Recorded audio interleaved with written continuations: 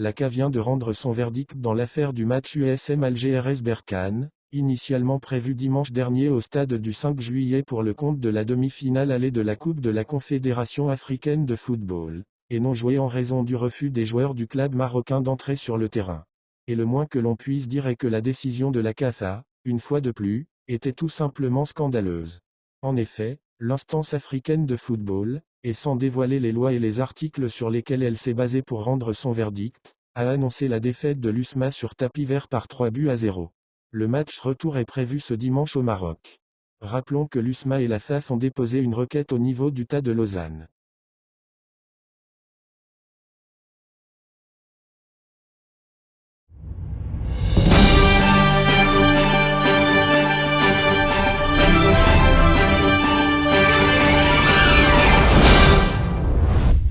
Après une première mi-temps très limite, le Mouloudia d'Alger revient en force en seconde période bien déterminé à assurer cette place en finale et c'est ce qui fut.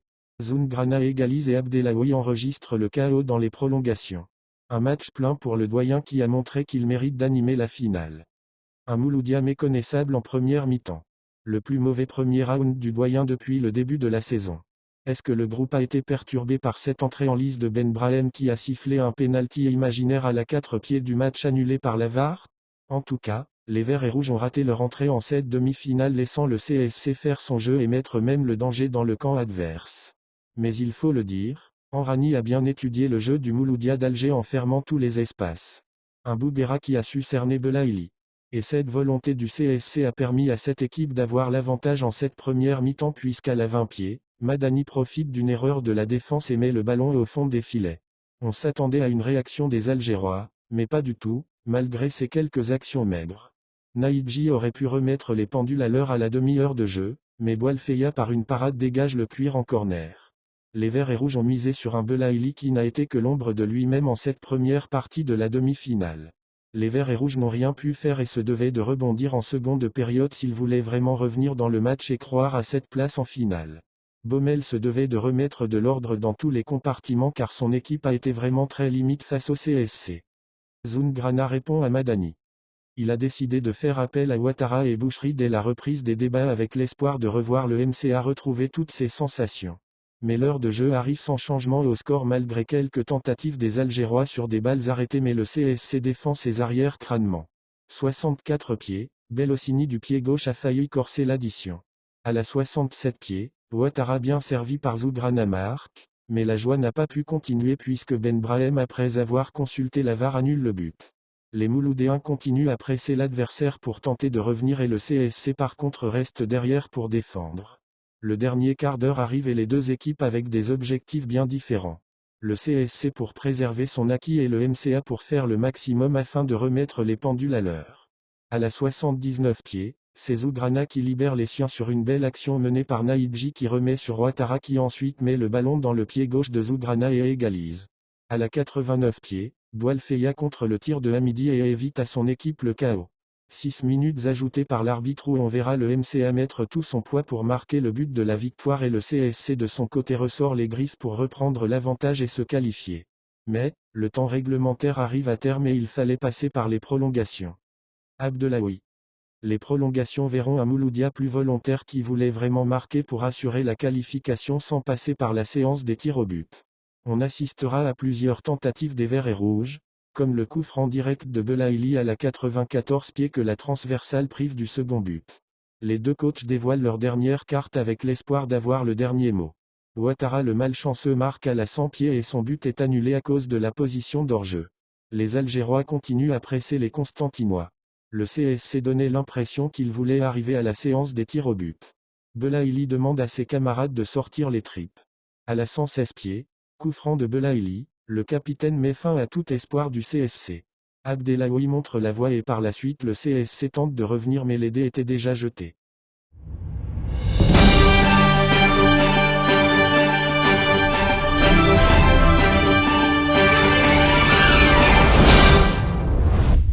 Faisal Amari, mère de Kylian Mbappé, a un nouveau projet en tête. La femme d'origine algérienne veut racheter le club emblématique Nîmes Olympique. L'ancienne handballeuse s'est rendue 2 fois à Nîmes ces derniers mois, pour discuter de la possibilité d'une reprise du club à la fin de la saison. Le Nîmes Olympique, club français emblématique avec une riche histoire, se trouve à un tournant décisif de son existence. Autrefois pensionnaire de l'élite du football français, le club gardois lutte désormais pour sa survie en nationale, la 3e division du pays.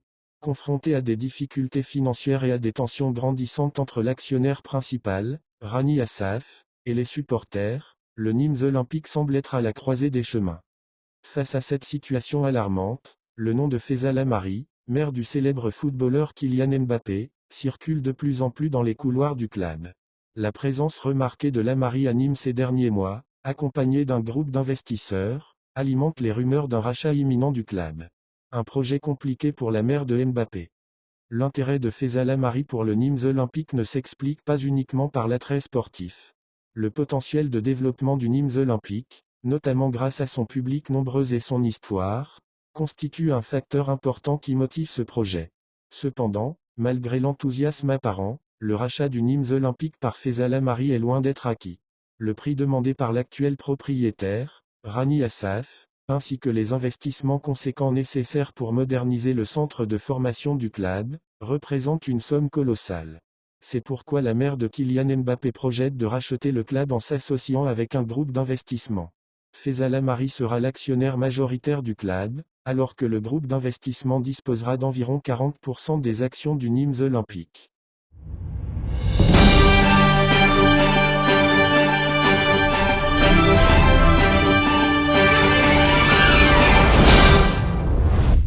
Les médias français ont mis en avant le joueur international algérien Ima Abdelli pour son potentiel maintien dans les plans du sélectionneur national, Vladimir Petković, dans un proche avenir.